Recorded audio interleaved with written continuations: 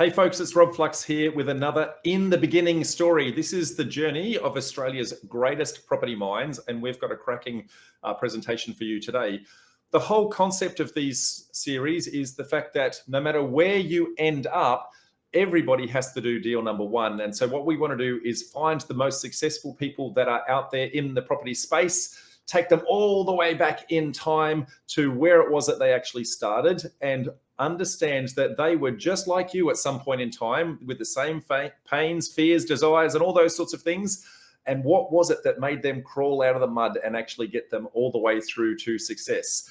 Now, that said, our guest today is Tyrone Shum. Now, Tyrone is, the presenter of the Property Investment Podcast, where he's done over 350 odd episodes. He's interviewed all sorts of people over many, many years and got lots of gold from all of those, but he didn't start there. He actually started all the way back in the IT space, ran a couple of businesses, did a whole bunch of things where he, just like you, had lots of pain, lots of challenges. And we're going to find out exactly what it was that actually got Tyrone to get the action and take the action to be where he is today. So with that said, folks, please welcome Tyrone Shum. Tyrone, welcome, mate. Thanks so much, Rob, for having me on your show. No Pleasure to be here. This is return serve because you recently had me on your show, and I guess it's always good to get the message out to the folks out there. The audience that you've got, are very similar to ours, with very similar journeys and that sort of thing. A lot of yours are in the property investment space, mine are in the property development space, but there's going to be a lot of similarities between the issues and challenges between both, I'm sure. Absolutely. And I totally resonate. And that's the reason why I wanted to bring you on the show, because we're getting a lot more investors who are turning into developers. And there are also a lot of developers on our show too who really follow, because they not only have developed, but they also keep investment properties from themselves. So they are considered both investors and developers, which is great. And I guess you've gone through a similar sort of journey, started out doing investing, and now I guess you're doing, funding in the development space. So you're, one of those people that have transitioned all the way through, to the end. So firstly, let's tell people a little bit about your Property Investory podcast. How long have you been running it? And I think you're up to episode 300 and something. Yeah, thanks so much, Rob. Yeah, Property Investory was started back in 2017. It was just a podcast that I really wanted to share some stories, because I was listening to a lot of property investment podcasts driving to work every day. And we'll go into that shortly, because I was working full-time for a large building company. And it was actually probably something I just really wanted to learn about. And as well, one of my friends who had been investing in property, when I first met him, a couple of years back when I was doing a bit of work with him, he only had 3 properties when he started. And then literally 2 years later, he was featured in Australia Property Investor magazine. And they were saying that he had 12 properties. I said, what did you do in 2 years' time? I'm like, man, and I'm not still, I've still got a property there. I'm like, I got to do something different, because I know him, he's like me, but, I think he was a lot more determined and motivated and really jumped in. And that kind of where it just sparked my journey to go, okay, I got to do something different. And at that point in time, I had some knowledge because I had taken a number of courses many years back, but I was also running my business and then went back into the workforce full time. But I didn't have enough knowledge to know what to really do. And I was like, okay, what did you do? And said, look, I educated myself, took a lot of action. And I thought, okay, this is what I got to do. I got to do education. And one thing I wanted to do was to go and actually, interview people and find out, how they did it, what their stories were, and so forth. And I guess selfishly, it was mostly for me. That was the reason why I actually started the podcast, because I wanted to learn. But luckily, it turned out fantastic, because I found out there was a market there for that and to share. And as I was saying at the beginning, was when I actually started the podcast, it was because I was listening to a ton of other podcasts out there, and a lot of them were just talking about the how-tos, and it didn't really delve into the why, the real journey and the stories behind why these property investors got to where they were. Because it's great to be able to go, okay, I got 10 different properties and each one's generating X, Y, and Z, but it doesn't really sort of go, okay, why did they do that? Was it for their family? Was it for the lifestyle, etc.? And that's where I really wanted to delve in, and that's where it really started. So it was Well, mate, fantastic. what a fantastic segue, because that's exactly what we're doing with you today. So the journey has come full circle, and it's now our chance to interview you to understand how and why. And as I said in the intro, we want to take you all the way back to before you were, I guess, in the property space, and understand where you were, what was happening, what were the issues and challenges happening in your life, and then what was the thing that sparked the fact that you were, I guess, wanting to kickstart your property journey. And then how did that happen? You don't just go from zero to infinity in no time flat. There's issues and challenges. And mate, let's dive deep. Are you ready for this? Ready as you are. Ready. Okay. So let's go back. But before you even got into the property space, what were you doing? What was your career back then? So I've been in the IT side. So I guess when I went to school and I studied at university, I went into computer science after I finished finished high school. And so I've been pretty much in the IT space for a while. Now, IT is very, very broad. There's so many different areas. And as you know, Rob, from your story, you've been in that space for a while, but there's so many different facets of it. And when I guess I first started, I kind of jumped into sort of the web development side, making websites. And back in end of 1900 of 1999 to 2000. 1900. I didn't think the web existed back then. I didn't think so too. You were carving it in chisel into stone, I'm sure. Yeah, that's right. Ready to get it downloaded into World Wide Web. No, but I think it's actually, early 2000s. I'm thinking back now, and after I finished my university degree, which was back in 2004, I had two choices. Either I could go into IT, or I could actually go out and run a business, because I come from a family of business owners. My family's, every single one of my family members, all my uncles, they all run their own businesses, and they've been successful in doing all that. And it's kind of been drummed into you as a child, going, don't always work for someone, run your own business, you'll be a lot more successful that way. And I go, okay, fine, I'll do that. But at the same time, I had this contradictory thing that my dad said, look, finish your degree, go out and gain some experience and work, for a few years.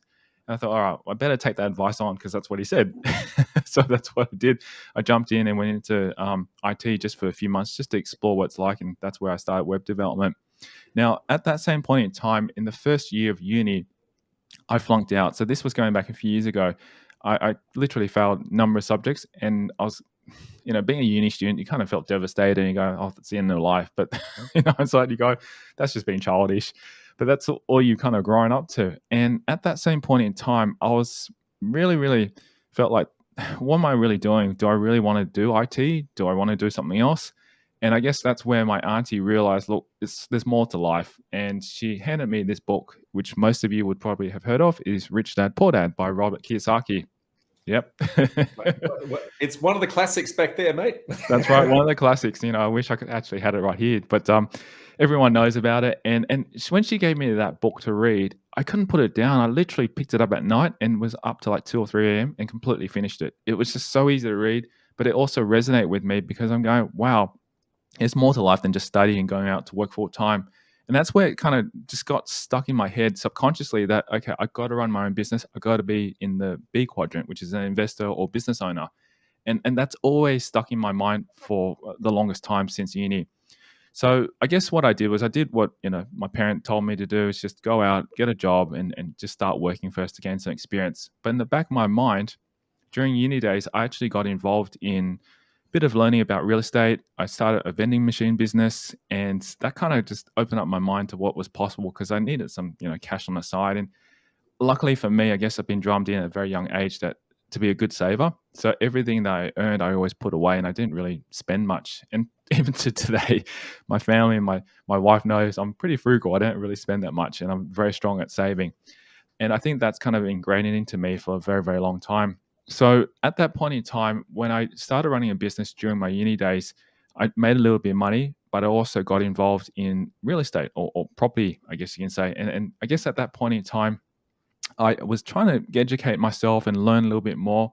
And luckily, I've been very fortunate to be able to be working on the wing, or not working, but learning on the wing of a successful property investor, which I've had on my podcast and is quite well known. And he started to give me some ideas on how to actually go about training and looking at the right deals. Because back then, when you're looking at the market, then you could literally pick up properties in sort of the regional area for like 40, 50,000. It's like going to the candy shop, just picking up, and they're all positive cash flow from day one. You're earning like, $80, $100 a week from that. And there was a specific formula that was very easy to work out. So I thought, all right, well, let's do what he's done. And I kind of started that journey to go, okay, I'm going to start looking for positive cash flow properties. And at that point in time, I think that first year or second year out of university. That was Steve McKnight, yeah? Yeah, that's right. That was Steve McKnight. I should have mentioned, yeah. So No, Steve, that's okay. Steve McKnight was one of my first mentors in property, and he was really I guess you can say, the start of this journey of buying lots and lots of property. A lot of people wanted to do positive cash flow, and he's written a successful book, 0 to 130 properties in 3.5 years. And I think that's what a lot of us, yes, his book there, a lot of us wanted to actually do exactly the same thing, because if he can do it and we can learn from him, it's just following his strategy and his model. And that's how I got started. I went out, looked for a property in a regional town, and purchased it, and purchased for like 105,000. It was returning like $230 a week. And that was my first property investing journey back when I was very young, back at uni, and first days of working. So what was it that actually made you go buy that property? So it's all well and good to say, hey, I studied under Steve, but what made you think that you wanted to do that? What was the mechanism? Was that the tidbit that you pulled out of the book, or was that something else that you saw? What was the thing that went, hey, I just need to do this? Yeah, coming full circle, thinking back at it, it was because of, I think, Rich Dad Poor Dad, thinking, okay, got to start becoming an investor in the B quadrant, looking at running a business and see how you can do that. Because when I look back at the journey, the reason why I went into a vending machine business was because I was trying to set up some systems or set up some businesses where it just generate passive income. And that was the whole focus for me, is to generate passive income. If I can buy multiple properties, buy multiple vending machines, I can do lots of those, then I get passive income. And I guess at that age, when you're like, early 20s, you go, wow, if I can earn an extra, say, $1,000, $2,000 a week, I feel like I'm on top of the world, and I could pretty much live, like a king. And then I don't have to go out and work full time in a job or anything like that. And that was really the driving motivating force. And at that point in time, I thought, if I do enough of these, I can just pretty much live on my own terms. And that's the start of where I guess I jumped into learning more about business, learning a bit more about IT, and getting into those things, because that's where I was really passionate about. And at that point in time, if I could find myself to just have a place, have a place where I could live, moving out of my home with my parents, because I was still living at home with my parents at that age, then I think I could start to live my own life and live my own terms. And that's exactly what I did. I found a place locally, rented a place where I could actually get one of the rooms, which I could live in, and then rent out the other 3. And literally the other 3 that rented from us in that house, which is share accommodation, paid for my room. And I literally was living rent free. And I thought, that's just perfect. I don't have to worry about boarding. I don't have to worry about all that. Just, pay for groceries, and I'm sweet. And then run my own business. And I thought that would be the dream, which is what I did. But it didn't turn out that way, obviously. So, so why not, mate? What happened? So, yeah, I guess back then, the internet was just starting to become it was really taking off. And a lot of people were starting to get online and make money online, make your first million and all that kind of stuff. And there's a lot of, you can say, scams out there that kind of entice you to do that. And I kind of got stuck in that too, and thinking, wow, I could live the dream, sit on Palmers and sip a pina colada and make money passively. Unfortunately, it's not like that. There's a lot of hard work, and you got to find the right opportunity. And I searched for so many different types of things to do. Jumped into doing like marketing, jumped into learning about how to set up websites and sell that kind of stuff. But it still didn't cut it, because I didn't have enough experience, didn't have much, I guess you can say, confidence to be able to sell these kind of things. And no matter how much I offered, I just didn't get the volume. And that was the challenge. Like, membership courses back then were very popular. If you did the numbers, say, for example, you could sell a monthly subscription to sign up for like $50 a month, and you get, say, 1,000 students in, paying you 1,000 students paying $50 a month. That's like $50,000 a month. That is insane amount of money for a very young kid like me. And I thought, all right, well, let's try and do that. The reality is that most of the time, when you're trying to find, say, 1,000 subscribers to subscribe to your course, paying you $50 a month, it's a numbers game, and you might only get maybe a percentage, like 1% or 2% conversion over to be able to do that. So that means if you were to try and find 1,000, you would need to at least tap into a database of more than, say, 10,000, if I'm doing the maths right. No, more than that, actually, 100,000 potential prospects to be able to get 1,000 members. And that I didn't realize until I started the journey. And that was not realistic, because then that means you'd have to have a huge database of 100,000 engaged prospects that would be interested in your course. And what I was selling back then was pretty simple, but it wasn't enticing enough. And yeah, obviously that didn't work for me. And probably when I first started my first course, I only had maybe about 50 members. And I thought, oh, this is really, really hard work.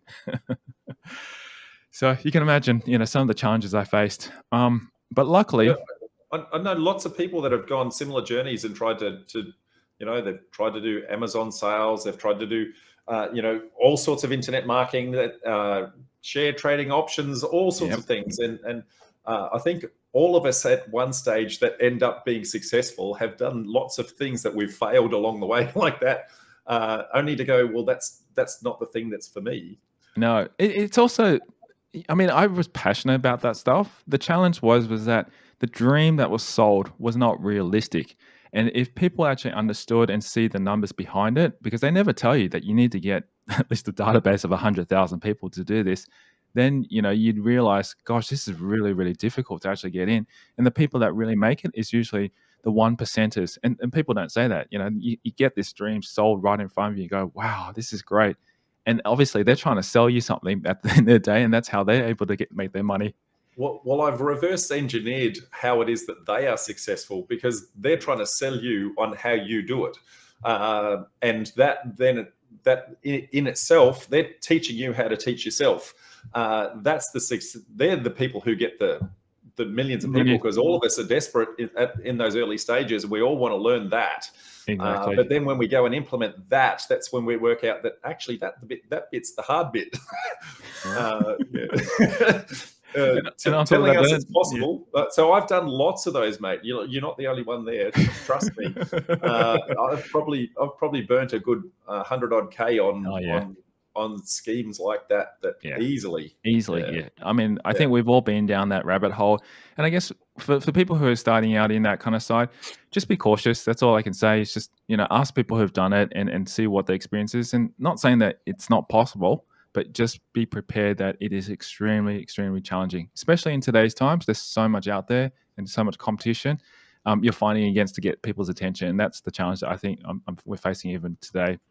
But I guess I wanted to also take a step back and just share something else that was really interesting. And this is where I guess I can say I kind of made it and, started a successful business, because as I was saying, I was trying so many different things.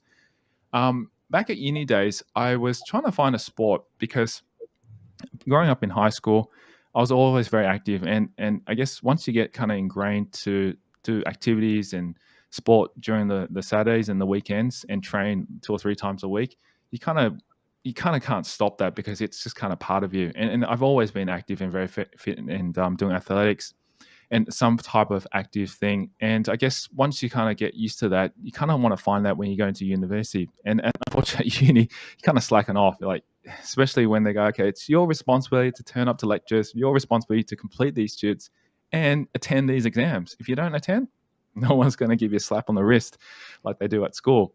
And I learned the hard way, because that's how I failed in the first year, because I spent too much time partying, chasing after girls, going to play basketball all the time. And, you learn these hard lessons along the way, realize, gosh, you missed that too, but who cares? But at the end of the day, it affects your results.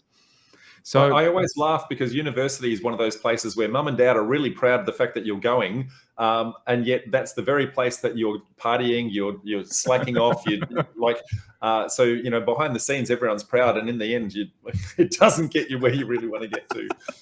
So true. It's a shock to the system, to be honest. That first year, man, I was like, what the? So your sport, you took up dragon boating, yes? Correct. Yeah. So I was really around about the second year and third year. Actually, I took up the sport. It was actually funny, because I was trying to find something to do, and at the same time, I was looking for a social event. And a person from uni introduced me actually to dragon boating and said, "Look, just come along, have a look, and hop on the boat with us and do that. I thought, all right, this sounds interesting. I'll go and check it out. And I've never heard of it before. I didn't realize that there were so many people in the community. It was only when I attended, and it's only by Glebe. Like Glebe is like literally next to Darling Harbour. It's not far from there. And when I attended, I was like, hold on, is this actually for real? You can actually lift up a 20-man boat. Like you have 20 people carrying this boat, lifting it out, and then just drop it into, the water down at the Glebe, down in Darling Harbour. Because I thought there's got to be some rules behind all this. You can't just hop onto the water without permission. They said, it's all checked out and all that kind of stuff. So they had a permanent spot down there, and all locked up all their boats and paddles and stuff like that.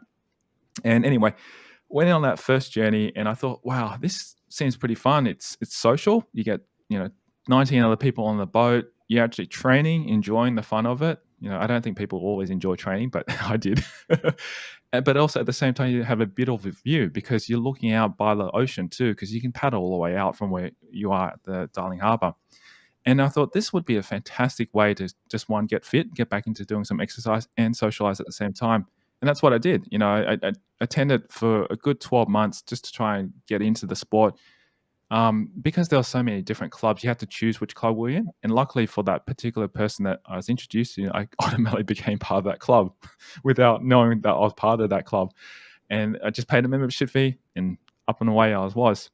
Now, after about 12 months or so, I kind of got a little bit competitive, as I usually do with any type of sport. And I started competing in, the local states. Then I went to nationals, and after that, I could have been invited and gone over to compete internationally. And I didn't even know that was possible until they actually started running these events. And I didn't have the funding. Being a university student, I couldn't, take time off to train, because you had to train like 5 days a week and travel overseas and all that. And I didn't have the money. And I said, look, I'm more than happy to support you guys from the back end. But I can't go and travel overseas and do all that stuff. So all I did was I get to the international level. We competed, and I remember that first year when I competed, we went to Canberra, and there was a lot of different states coming from other places and competing against us, and so many of them were really excited to come to Sydney and to compete, and then afterwards go to Canberra to compete as well for the finals. And what was really interesting was you realize, looking around, there's so many people involved in this sport. And a lot of people were demanding or interested in buying a specific type of paddle. And back then, if you saw dragon boating as it stood, back in China, they had these wooden paddles, and it was pretty much hand carved, and it's just plain stick. Like, pull it through the water and that's it. nothing fancy. But as the dragon boating sport took off, not only in the States and Canada, because it's such a large sport, it's as big as like an Olympics sport over there, Australia started to take that on. And people were going, man, if I can improve my stroke and time by, a few split seconds, because I wasn't carrying so much weight due to these wooden paddles, we could actually go faster than the boat. So that's where people started finding out about carbon fiber paddles. And these things, man, they were so light. Like you can imagine, only like 350 grams. Some of them got down to 300 grams compared to a wooden paddle, which would weigh almost twice that, about almost a kilo. And that's where my journey started to go, okay, man, there must be an opportunity here. I want to get a paddle myself too. I want to find out, where do I buy these things? And unfortunately, in Australia, there's only really one, at most two suppliers that offer that. And there's one or two suppliers that offer that charged like quite an expensive amount. It was only like, how much was it? I think from memory, it was like $350 for a paddle. And I know that another mob was selling them for like, $400 a paddle. And I thought there's got to be a better way to be able to get these from overseas, because no one was actually importing them as such as a business. Like our local club leader, I think her name was Mel, if I remember correctly, she would do a batch order to this company over in Canada, I think it was, and just say, hey guys, who wants to order these paddles? I'm doing a batch for 50. If you want it, just let me know. And she was just doing this out of kindness. She didn't make any money out of it. She was just trying to get these paddles across. And I think she bought them in for about like $280 a pop or something like that, because she bought them in bulk and cost and save. And I thought, man, if I could actually, maybe tap into this resource and call the supplier and say, hey, have you got a distributor in Australia? Which I found that they didn't. Would you like me to actually help you guys do that? And on top of that, would you throw in a free paddle for me too?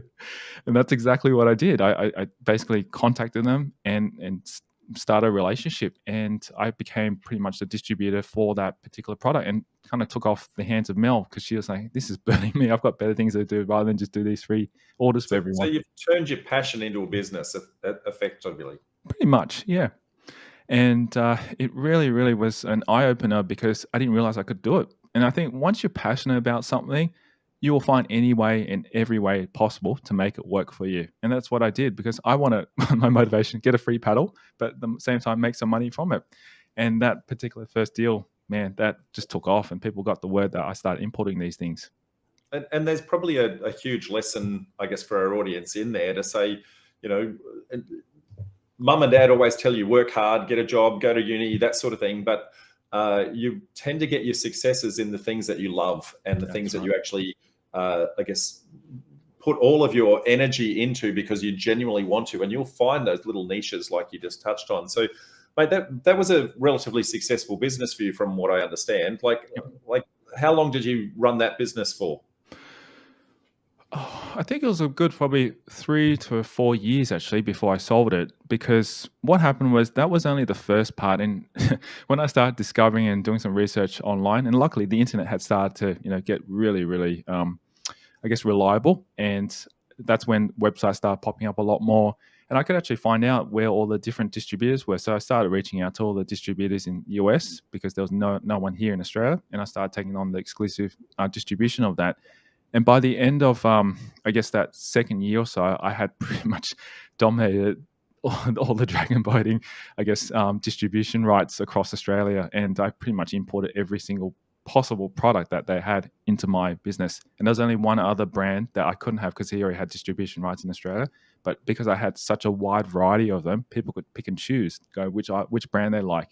So if you think about it, it's almost like as though you go into a Rebel store and you have multiple brands in there, and you can pick and choose which one is suitable. You might choose based on price, choose on performance, quality, and so forth. And that's what I did. I pretty much put it all on a website, turned it into a 24/7 online store, and people could just click online and just shop. And they literally would. You get orders of clubs ordering 20, 30 paddles all in one go, and you get it all done online. I'm like, wow, this is fantastic. And all we'd do is just place the order overseas, bring it here, distribute, obviously pack it, and then redistribute it, and then get it out to the clubs. And that's where we make our money. So volume, it was fun. It was great business to do. So I guess the segue there for, I guess, your property journey, that would have been improving your cash flows and things like that, and I guess giving you opportunity to go and buy more property. But my understanding is at that point in time, you didn't kickstart and take on the original investment a little bit further. So what was the roadblock that kind of stopped that from happening? Yeah, so I guess my first investment property that I discussed very, very briefly was I purchased this property in a regional town. It was a commercial property. And this is one thing I learned looking back in hindsight was, I guess my mistake was to jump into commercial at that point in regional town at that point in time as well. It's too early. Because with commercial, it's slightly different to how residential banks, for example, lend up to about 80% usually for residential. So all you have to do is probably come up with a 20% deposit and some extra percentage for stamp duty and fees and so forth. So all up, you probably need a 25% cash deposit.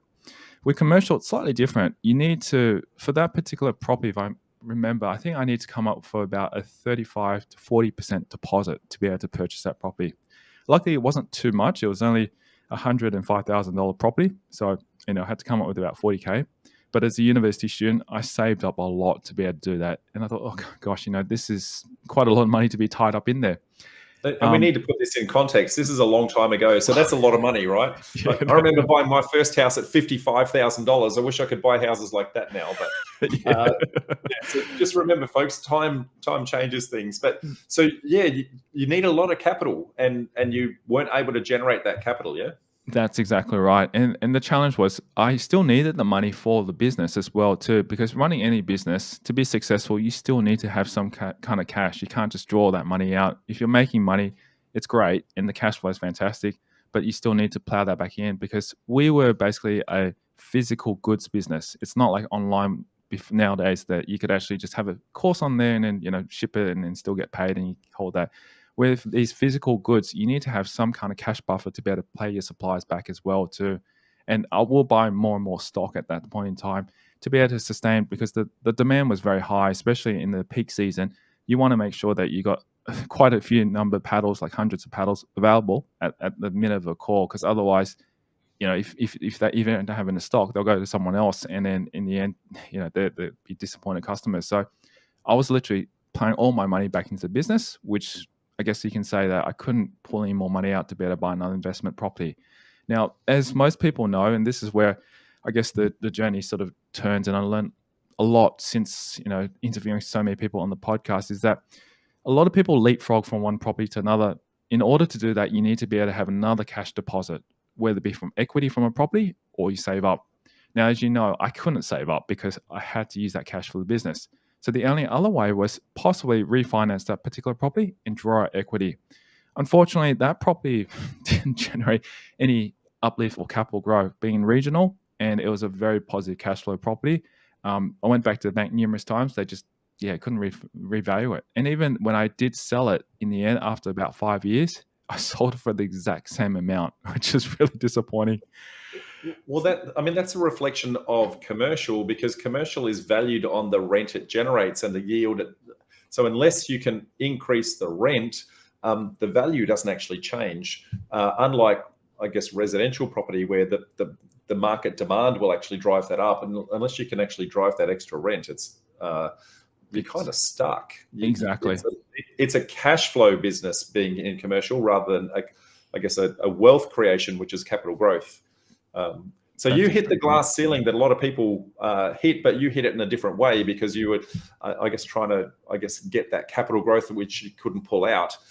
So you weren't able to reinvest. So these businesses that you were, that business, I should say, was trying to generate the next purchase. But as you said, because you're reinvesting the cash, you just weren't able to get there. So you're hitting the same roadblocks that most other people are hitting, right? So what did you try to do from there? Like, you got a successful business, it's actually doing really well, but you still couldn't kickstart your property side of things. What was the next thing that you tried to do from there to try and go, well, how do I kickstart this journey? Yeah, this is a great question that you've asked, because that's where it started going, okay, what other opportunities can I find, not necessarily in property, but in business, to be able to do that? And being young, you want to try different things. And once again, as I said, I tried internet marketing. That didn't work for me. I also did try and import a little drop, you can say, a deodorizer that was trying to deodorize the smell of going after number two. So we found this. I've seen these things. And so you drop basically some oil or essence into the toilet, and it creates a surface so that the smell doesn't get out. Yeah. Yeah, exactly. And it wasn't something that I found. It was actually my wife. She said to me, I saw this online. I thought, oh, let's just see if we can find out if there's got a distribution. Because once you kind of get on that distribution learning curve, and you go, okay, if I can actually buy more distribution rights in different countries like Australia from another country and distribute these exclusively, there's potentially money to be made. So I thought, all right, I'll take the same model that I had from Dragon Buddy and apply it to this same thing, because this particular company, which their name was Just a Drop, which is a funny, interesting name, it was a blue drop. As Rob has mentioned, you put that film in there, or drop that little, drop in there, creates a little film. They didn't have any exclusive distribution rights in Australia yet. They were actually spreading across the US, and they was doing very successfully there. And same thing as in Canada, because that's originally where they're made. And they're looking also in UK as well. But in Australia, they didn't have anyone. So I thought, perfect opportunity to be able to have a look and see if we can sign some kind of exclusive agreement, which we end up doing, because we thought there'll be a market for it. And they said, look, we'll provide you all the training, we'll help you and support you from over here, give you some ideas on how to do it. And they said to us, the way that they were successful and able to distribute it and actually get the word out was through PR, which is basically to get appeared in as much, publicity, media outlets and so forth as much as possible. So we did that. We started to learn a little bit more about how to do that, and we got featured in newspapers. We started getting it out onto different areas. And back then, actually, they didn't really have podcasts, and I wish that they did. Then I could have distributed through that way as well, or market that way. But once we started getting into, say, newspapers, and we started doing some marketing online, we started to actually see some people actually purchasing it. And that's why we had a website set up, because people come online to order. So we kind of replicated what we did in dragon boating to Just a Drop. Now the challenge was that we had to purchase quite a bit of stock initially, and this is the challenge with any physical businesses, is that you have to be able to inject more cash into the business to be able to sustain that. And that's what we did. So I had to pull a lot more money out once again from dragon boating to invest into this business, and also spend a lot of my time and effort to be able to promote it and market it. And unfortunately, when we got to, say, the second batch to be able to purchase, the dollar had also dropped as well quite substantially. And that also impacted us being able to buy out a lot more, because instead of purchasing, say, $1 equivalent to about, I think it was 80 odd cents, it dropped down to about 1 to 70 cents. So that had a huge 10% impact on the cost of purchasing these out, and therefore, the margins dropped quite drastically. And don't forget, these products were not, selling for $100 a pop. They were only selling for like $5.95, or if you buy a pack of that, you get it for $39.95. And that's what we're trying to do, is sell these in volume, so that way we can get that through. Unfortunately, after about 12 months or so, burning a lot of cash, a lot of time and effort into it, we just had to let it go, because the dollar also impacted it. We couldn't get enough traction because people just didn't really catch on and understand why you want to do that. And it just turned out to be almost like a gimmick for them. And yeah, we just had to unfortunately close shop. So we lost, quite a substantial amount of money and a lot of stock at the end of the day. And we end up just giving those, things away to family and friends and stuff like that. And since then, I haven't really heard much of it. 20 years later, many people wanting to use it. So, well, I recall one of your competitors had a little bit more of a memorable, catchy name, Poopery. Poopery. Yeah, I do remember. So you were well ahead of the curve by the sound of it, mate. But sometimes you can be a little bit too much of an early adopter. Yeah, it was way too early. I think it's sometimes you just got to, go with the flow. But I guess it's kind of interesting that we didn't continue down that path, because after running about 3 different product-based businesses or physical type of businesses, I realized I got to get out of that type, because it's really cash intensive, and also physically intensive. Even though, for example, in today's market, we've got Amazon and drop shipping and all that, it still requires some form of huge capital injection to keep these things running. And that's why at that point in time, I made a decision not to go back into that path, because I didn't want to be, helping pack stuff. I mean, I had already done a lot of it for dragon boating. I was mostly the packer for distribution. We got a lot of accessories, like Croc shoes, for example. We had a lot of that. I had to do a lot of packing for that. And it tires you out. And yes, I could have hired people, but every time I do that, it obviously impacts our profitability of the business.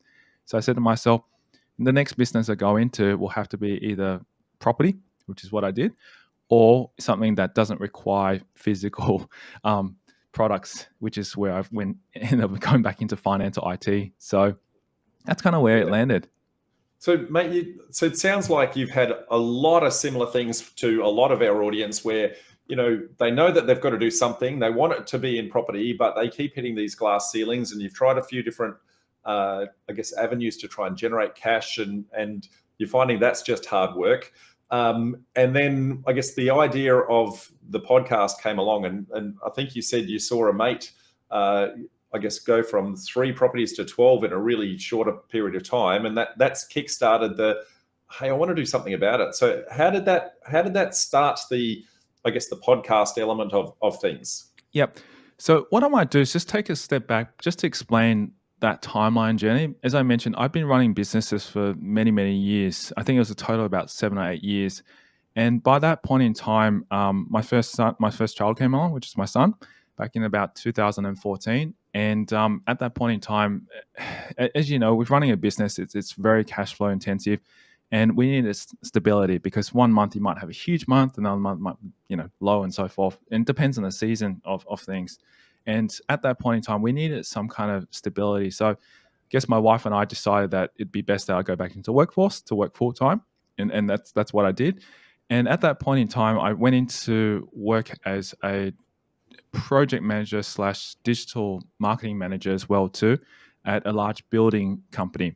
And I had been there already probably about 3 years, since 2014 to 2017. And at that point in time, I was still searching. At the, I guess, early stages when you have your first child, for any parent that knows this, the first probably 2 to 3 years, you just don't get much sleep. You don't think about anything else except survival. That's really it. And that's why it never occurred to me that I needed to look for something else, because I could not have run another business again. It would have been too stressful, and we just needed that stable income coming in. And once you hit sort of the third year with a child, you decide, oh, let's have another baby. It's like, what am I thinking? Don't do that, mate. So that's what happened. But at that point in time, I guess when you have your second child, it's a little bit easier because you know what to expect. And I guess by then she was already 1 year old. By when we hit about 2017, and I thought, all right, I think I'm going to make a change, because ultimately I could not see myself working in full-time job for the rest of my life. You got a fixed income, which is great. It's stable. But every time I see the, I guess the pay slip come in, I saw how much tax I was paying, how many hours I was working. And I was saying, every time I go back to ask for a raise, my boss would only give me maybe $1,000 or two, in a year. This is not talking about, every month or something like that. It's insane. And I thought, man, I'm going to be hitting a ceiling here very soon, because I'll never be able to get out of this. And I'm stuck in this rat race. And once again, it's a ceiling issue, because I want to earn more money so I can buy more property, and I couldn't. So that's where it kind of hit me and go, okay, I got to do something different. And as I said, and as you've said, I met my friend who I knew a couple of years back, that he was only having like 3 properties, and then, featured in a magazine 2 years later. And I went, wow, what has he done differently? And he was also working full time. He's okay for me to disclose this. It was like only earning $70,000 a year. And he said exactly the same thing. I've got to find another way, because no matter what he does, even though he loved his job and he'd been doing it for 10 years, he can never earn more income than, he had, because that's his limit. And unless you're climbing the corporate ladder, getting up to like a CEO position to be earning, 6 figures easily, there's no way you can get out of that. And when you're working in a company with like 1,000 employees, it's very challenging. So the only way to really get out was to, one, either invest more into property, either having more cash flow, or start another business. And I thought, all right, that's the only other way. Yeah, done this before. It just depends on when. And it kind of rung true. As I said at the beginning, my father said, you'll never be able to earn enough or make a lot of money just working for someone. So you've got to go out there and start your business. And I think at that point in time, I needed to educate myself. I needed to make some changes. And I thought this might be the way to actually change my life. I don't know how long it's going to take, but if I stick with it, it will definitely get there. And obviously from 2017 to now, it's been 5 years. It's really, really had a huge change. But letting people know. You're talking about is the podcast, yes? Yes, the business is the podcast. That's right, with Property Investory. But ultimately, at the end of the day, to be realistic, it has taken 3 to 4 years to get to where it is today. For the first couple of years, it didn't really do much at all. And that's the reason why I was still in full-time employment, because I just had to keep building it. And again, it's one of those things where you're following your passion. And I guess that's, twice now, follow your passion, turn that into a business. I guess that's how and where you start to get success. So I guess when you came up with the idea of the podcast, who was person number one? Who was the first interview, mate? And how did you convince them to come on when you've got absolutely no experience in podcasting and no audience and nothing? So who was it, and how did you get them on? Actually, that's something I should have probably mentioned. I did have some, I guess, experience in podcasting, because, as I mentioned, I tried internet marketing, and as you do, you try podcasting as well. So I did video marketing, I did podcasting, did all that in there. And I kind of loved podcasting because it was just having these conversations with people who I've never ever met before. And I really, really enjoy that, because one, as you know, there's blogging that was taking off. There's all these other kind of forms of media. And I tried blogging for a stage as well, as you would try. And it just didn't work for me, because I could not sit there and just every day force myself to write. I'm not naturally a great writer, nor am I great at writing anything at all. I actually failed English at school too. But when it comes to having casual chats like how we're doing right now and getting onto a podcast, I just felt very comfortable with it. And that's the reason why I kind of just jumped back into it. And, you could literally be sitting behind a screen without people seeing who you are in your pajamas and interviewing someone Oh else. yeah, I'm wearing nothing down here, mate. This is an easy job. Like, So that's why I loved it. It could exactly be that. So that's why I guess I went back into it, and I thought this would be an easier way for me. But to answer your question, yes, my first ever guess was Chris Gray that came onto the podcast. Now, some of you may know who he is. He's a contrarian. He's got a fantastic lifestyle, has a huge portfolio, but he lives off his equity. And, for a lot of us, I find that quite contradictory, because a lot of us have been trained as investors that you want to try and keep your debt low, not to keep building up your debt. So we might kind of delve into that a little bit deeper as to how that works. Basically, when you've got a portfolio large enough, the market is doing a lot of the heavy lifting for you, and your equity just keeps growing every year irrespective. That's right. And so he's just, I guess, drawing down on some of that equity in order to live his lifestyle. So the property goes up and he draws some out, and then he goes up and he draws some out. So that clearly you have to get into enough properties to make that sustainable. So there's a couple of steps that need to happen before that works. But when you get to there, it works really well. Really well. Yeah. But like you said, you still have a large amount of debt, and the debt gets bigger and bigger every year as you draw more and more equity out of it. Yes, and also I guess you make the assumption that your property values go up every year, and that doesn't always happen, as you've seen. It might happen in spurts. So I guess the challenge that I see with that kind of strategy is because unless your properties go up, you won't be able to refinance, and if you've got nothing to refinance, you can't draw more equity out. So hence the reason why I think you'd have to have some other forms of cash flow, which the reason why he's also got a buyer's agency as well is to obviously, I think, fund that kind of cash flow as well too. But yes, it's you have to get to that point. I mean, he's got like 14 plus properties, and they're all located all in Sydney. So, for anyone who can sort of do the math on that, he's had that for more than, I think, probably 20 years or something like that. There's probably enough, in there to So that's working really well for him. But he had to get to the point where he had to buy the 20 properties in the first place. And so more and more people coming on your podcast, you're learning more and more different ways to acquire and manufacture and all sorts of things like that. So I guess as you started to do this and you're starting to learn all these different ways of doing property differently, what were some of the ones that stood out from a just an ideas perspective? Yeah, so I think what I'll do is just sort of give people a bit of perspective of who's come onto the podcast, and just touch on some of those people's ideas and suggestions. So I've had people like John Lindemann, Jan Summers, Steve McKnight, who has been one of my favorite ones. And as you know, at the beginning, he was my mentor. And for me, it was like, wow. And I'm so honored, Steve, to have you on my podcast, because you've been my teacher and my mentor and stuff like that. And for you to share your story with the listeners and myself, I just felt like as though, I won the lottery. So having him on was fantastic. I've had people like Cherie Barber, who's a celebrity renovator on a lot of the media and TV shows, John L. Fitzgerald. And I should make it clear, actually, a lot of these people actually reached out to us because they actually saw the success and wanted to, I guess, share their story on the podcast. So I'm very grateful for having all that knowledge. But I guess to answer your question there, I think... we've... Not sure what's happening there, folks. We seem to have lost a little bit of internet connection. Hopefully Tyrone is still there. Yep. Mate, sorry, we just lost internet for 2 seconds, but you're back? Yep, I'm back. Yep. And a lot of these people who have started off investing, a lot of...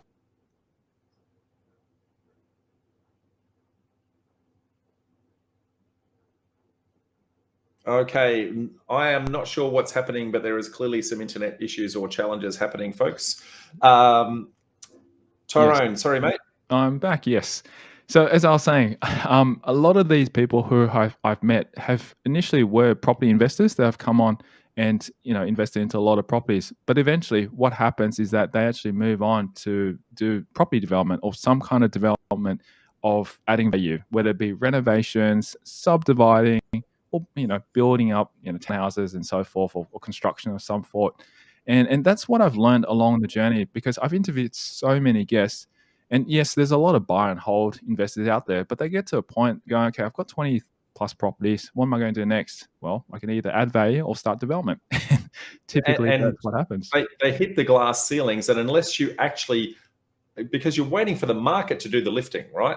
That's right. But when you do the property development, and there's lots of ways to add value, you're manufacturing the profit, which means that you're not reliant on the market. And that's probably the key.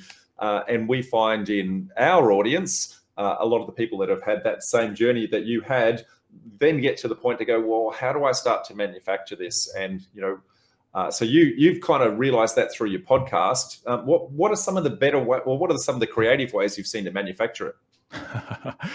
I guess some people have actually just like I think the easiest path for a lot of them who have started was to jump in and do a subdivision, because it's very low risk in the sense that you don't have to actually think about building, especially as you've seen and heard during the COVID times. Prices of supplies have gone up so much, especially timber, and the cost of actually finding tradespeople and getting builders and so forth is quite challenging.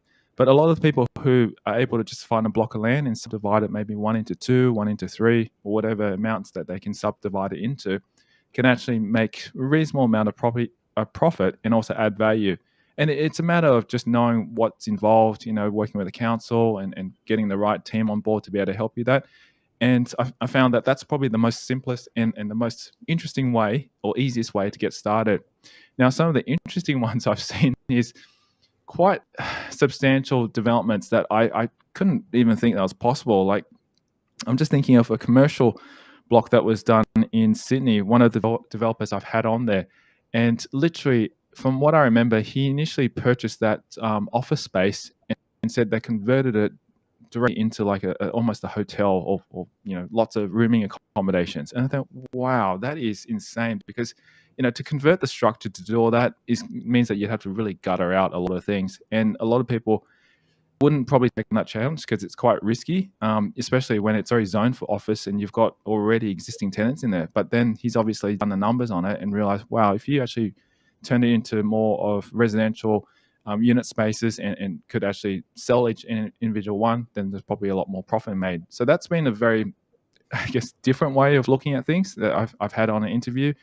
But I'm trying to think of any other sort of developments. But mostly, I think a lot of developers go in there with in mind to ensure that they have minimized the risks to be able to go and do what they need to do. Because the last thing you want to do is take on something that's too big to chew.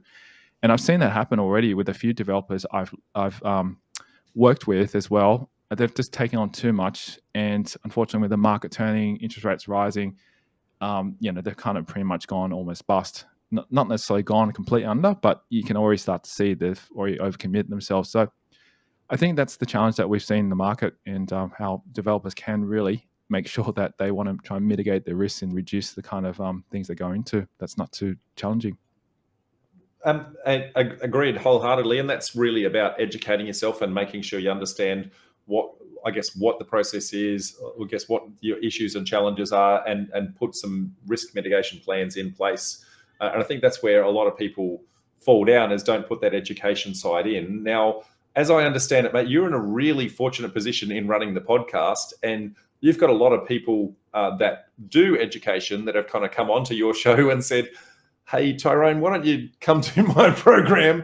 So you've learned a lot of that stuff along the way. And we don't have to go into, I guess, how, it's like falling off the back of a truck, but you've learned those things.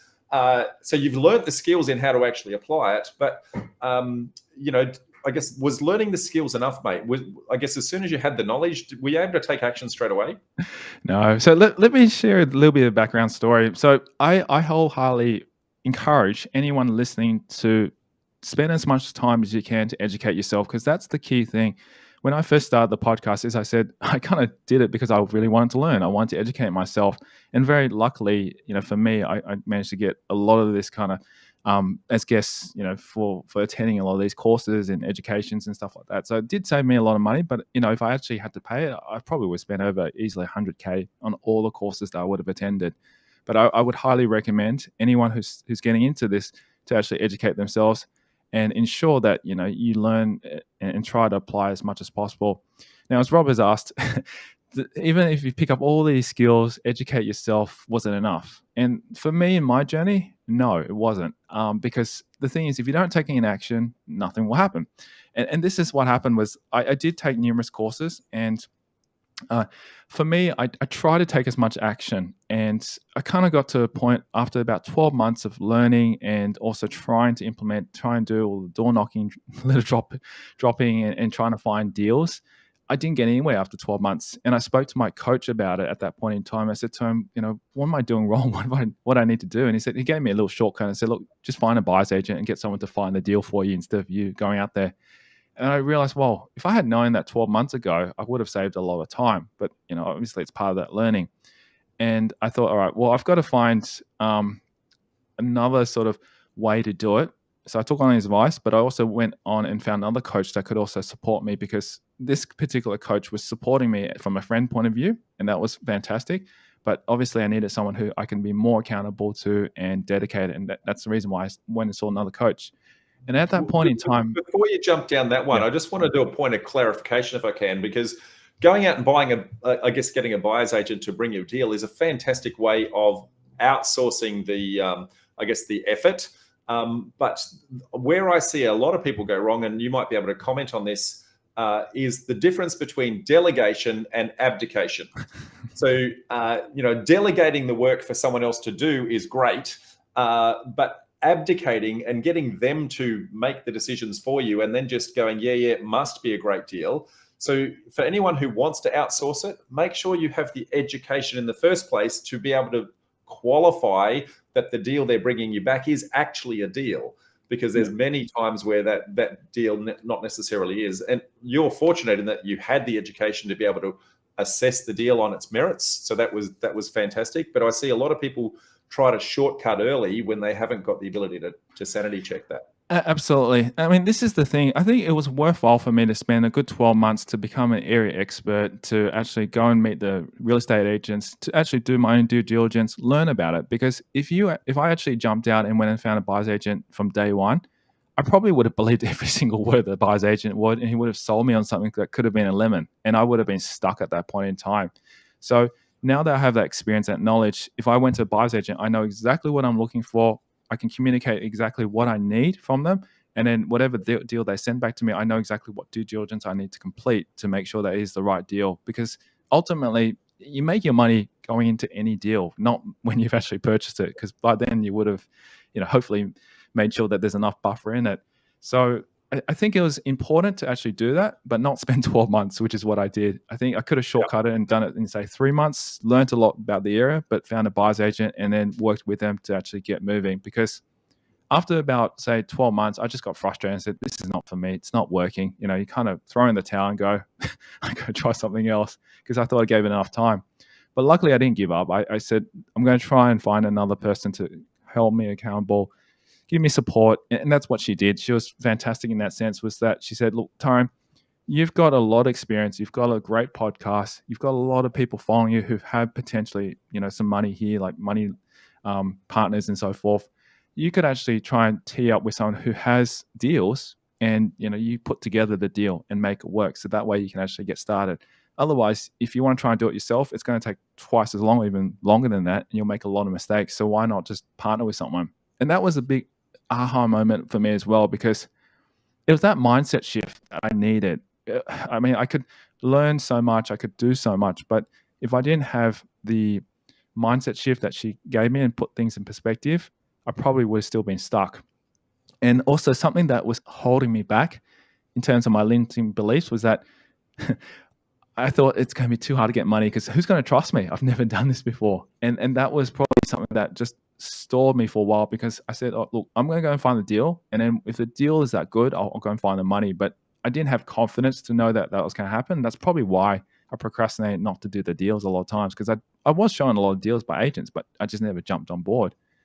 And that's a common problem a lot of people have, is that they believe that nobody will invest in them for deal number one. And they put these limiting beliefs in front of them to say, well, that's, I need to prove myself first before someone will actually come. And I would spin that on its head and go, well, it's not about whether you've done it before or not.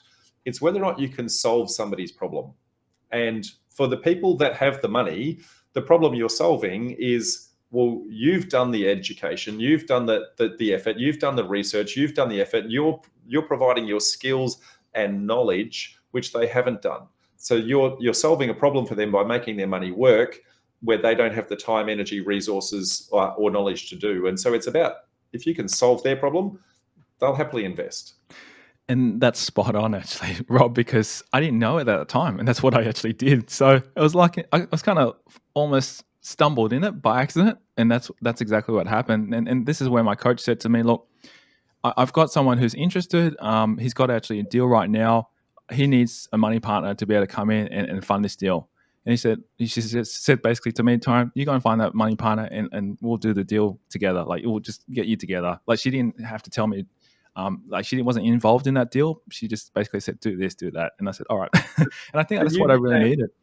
You became the facilitator, so you weren't finding the deal, and you, I guess, went and found a money partner, and you were the facilitator, that kind of the glue that joined those together.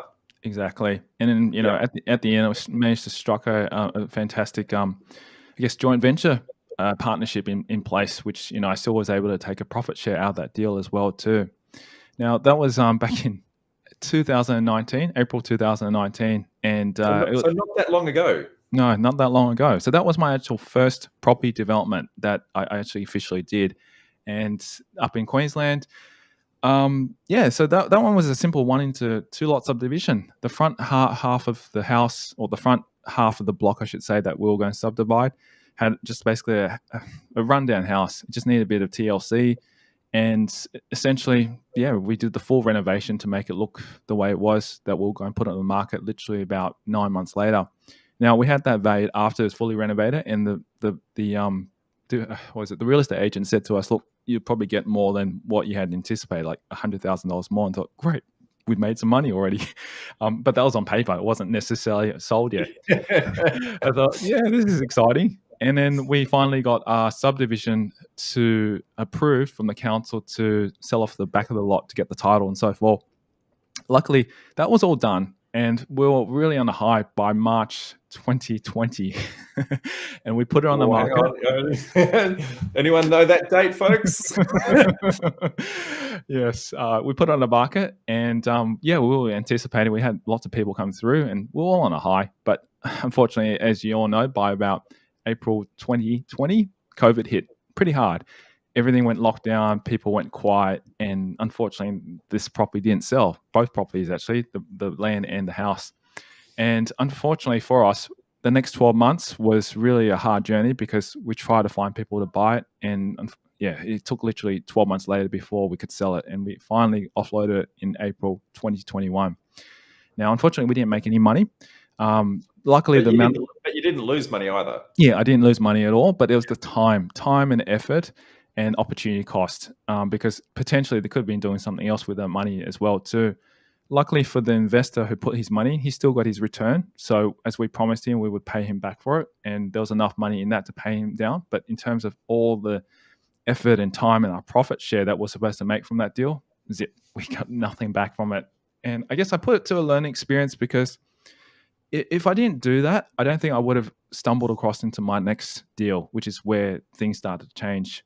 And I might as well jump into that. Luckily, at that point in time, at the end of 2019, around about end of November, early December, I was still going through both the properties, going through this property at Queensland.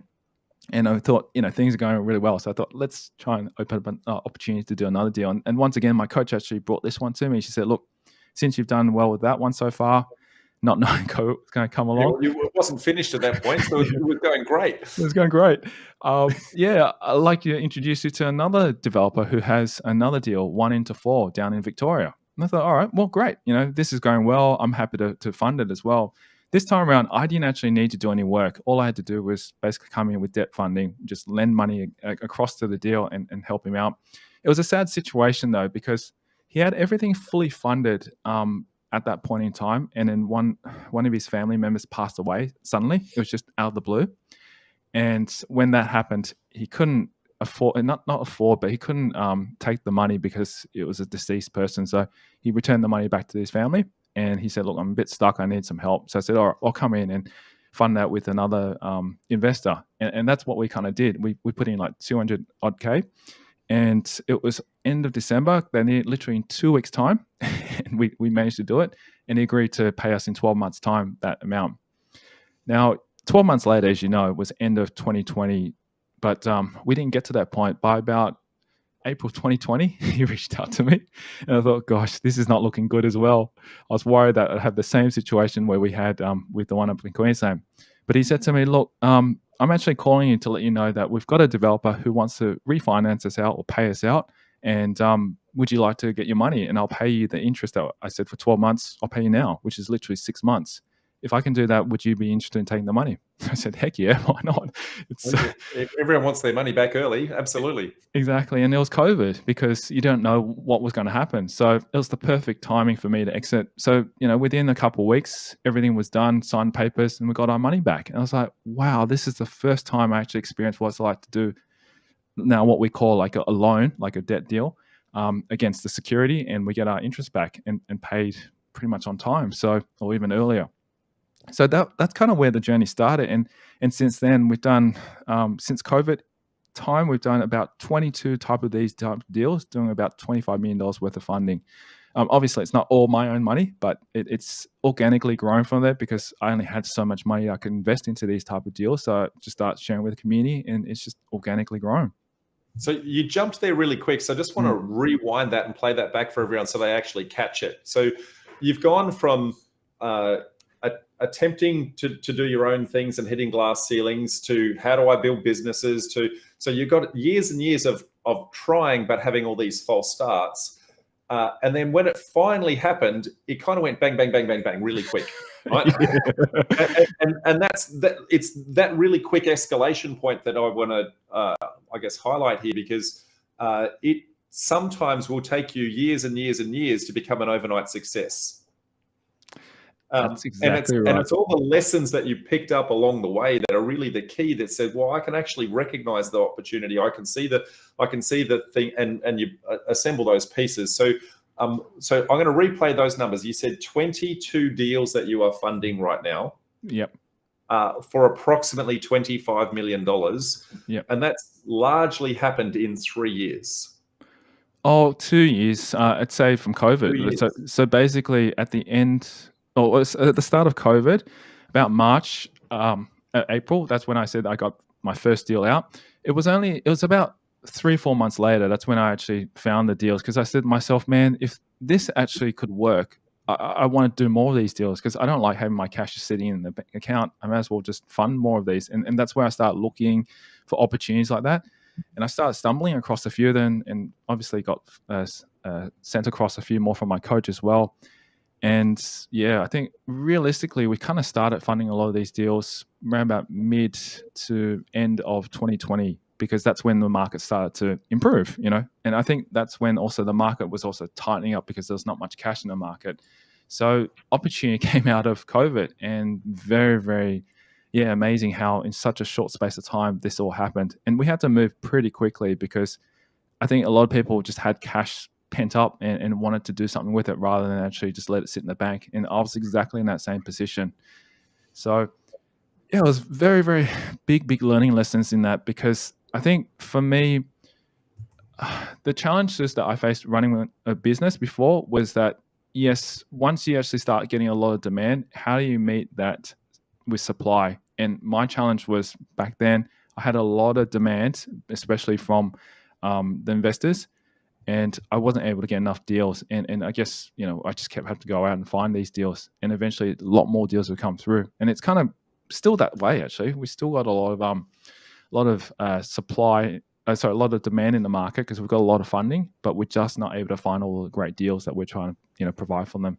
And I think my biggest learning lesson and mindset shift in this is that there's always going to be money, because as I said to you, my biggest limiting belief when I first started was like, who's going to fund this? I don't have any money. I don't know how I'm going to be able to find all this money. But obviously it's complete 360 for me right now, because the fact is there's so much money available. And if the deal is so good, people will want to fund it. And that's what's happened. People say that. People say if the deal is good enough, the money will come, right? But I genuinely see thousands of people in my community that don't have that belief. And because they don't have the belief, they kind of go in half-hearted into it. So what would be your guidance on, I guess just the fact that we've got those limiting beliefs that sit in front of us? What would be your guidance on how do you actually overcome that? I'll tell you how I overcame that, just by doing it. It doesn't happen like, you can't just shift it in your mind. It's hard. I can tell you that. When I first started, as I said, I kept worrying about, the fear, the procrastination that prevented me from actually doing a lot of the deals, because I was worried that, people are not going to be able to fund it. Like the first deal I funded, as I said, was a couple $100,000. Then the next deal after that was about $500,000. And it was sort of hovering about that $500,000 to about 600,000 for many, many months, because I was saying, oh, who's going to fund $1 million? And then when the deal came for $1 million, I put it out there and it just got funded. I'm like, well, if it does, if there's a demand for it, then why not? And then obviously, we've been putting out larger and larger deals. There will be a certain time that I will put a cap to it, because obviously I've got to mitigate the risk and protect investors' funds and so forth.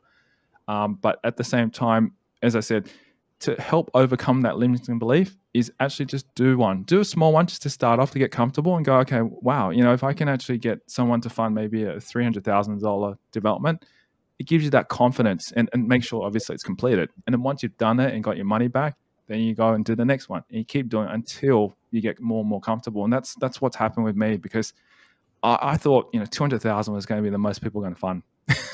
I proved that wrong. And, at this point where I am, 25 mil, that is insane for me, because it has completely shifted my mindset. Well, if there's that much money that's available, I'm sure there's going to be like 50 mil, 100 mil that's available. And I've learned that, if you just put it out there and trust that the deal is good, people will come and fund it. Yeah. And the moment you can work out that you can do a deal when you've got no money is the moment that you can work out you can do any deal on earth. That is so true. Absolutely. And this is where the confidence comes in. Like at the moment, I'm looking at another deal where I don't have the money, but I know that the deal stacks up so good. I just go present to a few investors and it's close to 10 mil. And I'm like, okay. Back then I would have said, no, I can't do it because I don't know how. But now I just go, okay, close the deal by negotiating the best you can, and then put it back to the lenders or the investors, and then, it'll work. So there you go. So, mate, some really powerful lessons that have come out of that at lots of different stages of your journey. What would be some of the biggest takeaways that you want our audience to actually take away with from, what are the big ticket items that that were a stumbling block for you, that that if they just took this one piece of advice on, that would kickstart them and save them years of heartache? Yeah. So for me, as I said, I think the key thing was overcoming the fear and procrastinating factor. As I said to you, when I was spending 12 months looking for a deal, I think that was just me procrastinating, because even though I did a lot of action and went on site, met a lot of real estate agents, stuff like that, I never took I never closed the deal as per se. I just never took that plunge to do it. And it was because I was fearful, going, okay, what happens if I purchase this triplex site and I wouldn't be able to raise the funds for it? What happens if I did all this? And I put all these limiting factors in my mind, fearful that it wouldn't work out. If I had actually just taken the plunge and actually went out and found like a potential developer and did the numbers with a financier and put this all together as a deal and make sure the numbers all stacked up, I should have just gone ahead and done it. But I think it was just at that point when I went, the numbers don't look good, the site looks crap, blah blah blah. I just made all these excuses. I ended up not doing anything. And I think that's the key, is to surround yourself. One advice I'd say, surround yourself with really, really competent people who have very, very much strong expertise in their field, and tap on their shoulders and learn from them, and I guess get them to help you in that side of things, because you can never do this yourself. And it's changing that mindset of going, rather than do it myself, like how, I'm trying to think, how can Tyrone do it? Go, who can actually help you with this?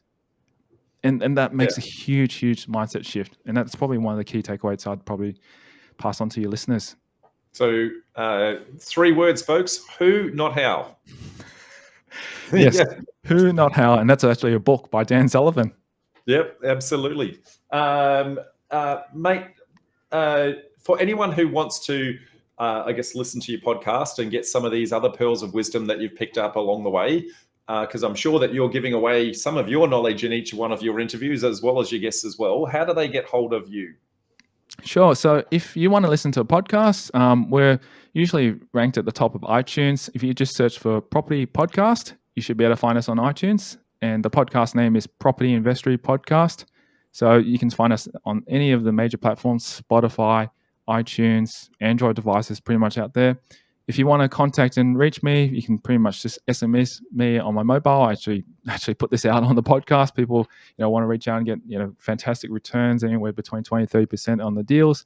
You can just SMS me on 04 99 88 10 40. Mate, that was very fast. Say that one again. 04 99 88 10 40. I can imagine people just rewinding that bit over and over and over. So, mate, it has been an absolute privilege to, get to know you and share your journey. And I guess the big thing out of this, folks, and I want you to all take this away, that no matter how much success that people you're seeing them get today, they all started exactly where you are, and they've all had the same sorts of issues and challenges and that sort of thing. And it was only through persistence, education, persistence, and overcoming those limiting beliefs that they are actually able to push on with their journey. So, mate, thank you very much for sharing that with us. And, mate, I cannot wait for, a bit more banter between us and maybe a few more, podcasts here and there back and forth. So if anything I can do to share into your community, would love to. Thank you so much, Rob. It's been a pleasure to be on, and I really, really had a great time. And I hope your audience and your listeners get a ton of value out of this. So thank you so much. Mate, I am sure they will. Until then, folks, we're going to have another Sunday session coming up real soon and another in the beginning. So watch out, and we will see you real soon. Okay, bye for now. Bye.